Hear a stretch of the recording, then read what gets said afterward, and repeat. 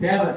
தீமையான காரியங்களை விதைக்கிற சிநேகம் நமக்கு தேவையில்லை. துன்மார்க்கனுடைய ஆலோசனை நடவாமலும், பாவிகளுடைய வழியில் இல்லாமலும், பரியாசக்காரர் உட்காரும் இடத்தில் உட்காராமலும், கர்த்தருடைய வேதத்தில் பிரியமாயிருந்து இரவும் பகலும் தியானமாய் இருக்கிற மனுஷன் பாக்கியவான்.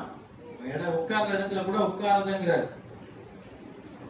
நம்ம என்ன செய்வோம்? தேடி போய் உட்காருவோம் பாருங்க. அல்லேலூயா.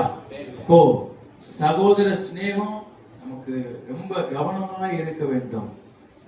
அது இப்போ தேவ பக்தியையும் தேவ பக்தியோட கூடிய சகோதர சிநேகம் இருக்கும். ஒரு சிநேகம் இருக்குதுன்னா அது தேவ பக்தியை கூட்டுதான் பார்க்கணும்.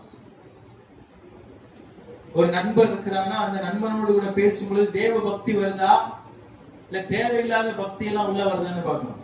அல்லேலூயா. அநேகருடைய தேவ பக்தி இல்லாத காரியங்கள்